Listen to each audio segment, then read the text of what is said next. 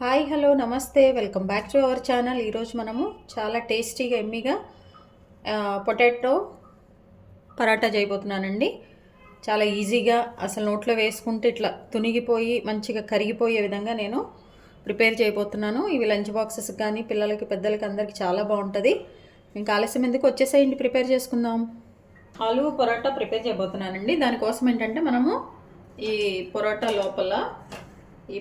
లోపల మనం స్టఫింగ్ కోసం అని చెప్పేసి స్టవ్ ఆన్ చేసుకున్నాను. ఒక పాన్ పెట్టేశాను. ఇందులో ఏంటంటే కొంచెం ఆయిల్, ఒక హాఫ్ టేబుల్ స్పూన్ అట్లా ఆయిల్ యాడ్ చేసుకోవాలి. ఇప్పుడు ఇందులో కొంచెం ఆవాలు వేసుకోవాలి, కొంచెం జీలకర్ర వేసుకోవాలి. ఇప్పుడు ఇందులో సన్నగా కట్ చేసి పెట్టుకున్న పచ్చిమిర్చి అండి, ఒక 2 టేబుల్ స్పూన్స్.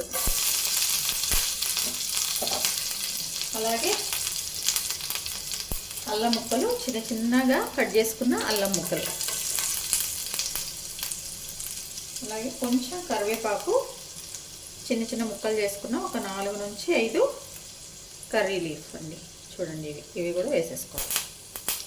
అండ్ ఒక హాఫ్ టేబుల్ స్పూను సోంపు. అలాగే కొంచెము చిన్నగా కట్ చేసుకున్న ఆనియన్స్. ఇవన్నీ కూడా మనం మంచిగా లో ఫ్లేమ్ మీద మనము వేయించేసుకోవాలండి. ఇట్లా లో ఫ్లేమ్ మీద మనము మంచిగా వీటిని వేయించేసుకోవాలన్నమాట.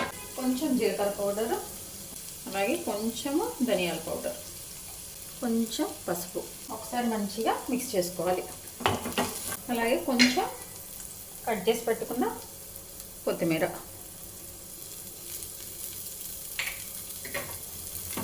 ఇవన్నీ మనము మంచిగా మిక్స్ చేసుకోవాలండి. మిక్స్ చేసుకున్న తర్వాత ఇవి కొంచెం వేగాక మనము కొంచెం కారం, అలాగే టేస్ట్కి సరిపడినంత ఉప్పు. చూడండి, చక్కగా ఇవన్నీ కూడా కుక్ అయిపోయినాయి. ఇప్పుడు ఏంటంటే దీనికి మనం ముందుగా ఒక పొటాటో అండి, 2 పొటాటోస్ అన్నీ కూడా నేను మంచిగా ఉడికించుకొని స్మాష్ చేసేసాను అనమాట. చూడండి, మంచిగా మెత్తగా చేసేసా. వేసుకొని మంచిగా కలుపుకోవాలండి. ఈ పొటాటోలో వాటర్ కంటెంట్ ఏమన్నా ఉంటే అది పోయే వరకు మనం మంచిగా దీన్ని మనము కలుపుకుంటూ దీన్ని కుక్ చేసుకోవాలి.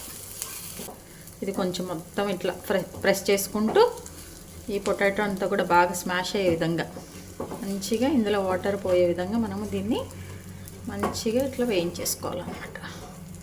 చపాతీ కర్రీ వేరే, పొటాటో కర్రీ వేరే, పిల్లలకి ఇట్లా కాకుండా ఇట్లా మనం పరోటా చేసిస్తే ఈ పరోటా చాలా బాగుంటుంది. పిల్లలు కూడా బాగా తినేస్తారండి. అందులో ఇదేంటి, ఈ పొటాటో అంటే పిల్లలకి చాలా ఇష్టం కాబట్టి చక్కగా తినేస్తారనమాట. ఒకసారి స్టవ్ ఆఫ్ చేసుకుని దీన్ని చల్లగా అయ్యే వరకు మనము వెయిట్ చేద్దాం. చపాతీ పిండి, మన ఇంట్లో చపాతీ పిండి ఎలాగా కలుపుకుంటామో దాన్ని నేను పరోటా కోసం అని చెప్పేసి ఇట్లా గోధుమ పిండి అండి, గోధుమ పిండి కలిపేసి పక్కన పెట్టుకున్నాను. ఈ పొడిపిండి ఎందుకు పెట్టానంటే మనం పరాటా చేసేటప్పుడు మనము పొడిపిండి చల్లుకుంటూ రొట్టెని చేసుకోవాలండి, అప్పుడే మంచిగా వస్తుంది. సో అందుకోసమని ఇది పెట్టాను. ఇప్పుడు మనము ప్రిపేర్ చేసుకుందాం. అలాగే ఇదిగోండి, ముందుగా మనము స్టఫింగ్ కోసం అని చేసాం కదా, చల్లగా అయిపోయిందండి. ఇది ఏ సైజు కావాలో ఆ సైజు మనం చక్కగా ఉండలు చేసేసుకొని పక్కన పెట్టుకోవాలి. మీరు చపాతీ పెద్ద సైజు చేసుకోవాలనుకుంటే కొంచెం పెద్ద ఉండ చేసేసుకోండి. చిన్న పరాటా చేసుకోవాలనుకుంటే చిన్నగా చేసేసుకోండి. ఇట్లా ఇదిగోండి, చక్కగా ఒక ముద్ద చేసేసుకొని ఈ ముద్దను మనము పొడిపిండిలో మంచిగా ఇట్లా చేసుకుంటూ మనము చపాతీ చేసుకోవాలండి. ఈ లోపల మనము స్టవ్ ఆన్ చేసుకొని మనం పాన్ పెట్టేద్దాం. ఇట్లా చేసేసుకొని ఇప్పుడు ఇందులో మనం ముద్దను పెట్టేద్దాం. ముద్దను పెట్టేసుకొని మళ్ళీ ఒకసారి ఒత్తుకొని ఈవెన్గా కొంచెం ఇట్లా పొడిపిండి చల్లుకుంటూ దీన్ని మనము స్ప్రెడ్ చేసుకోవాలండి. ఇట్లా అండి, ఏ సైజు అంటే ఆ సైజు. దీన్ని చక్కగా మనము కాల్చుకోవటమే. హీట్ అయ్యాక కొంచెం ఆయిల్ వేసేసుకొని ఇదిగో మన చపాతీ ఇట్లా చూడండి మంచిగా మీడియం ఫ్లేమ్ మీద పెట్టి కొంచెం మనం ఆయిల్ యాడ్ చేసుకుంటూ మంచిగా దాన్ని కాల్చుకోవాలండి.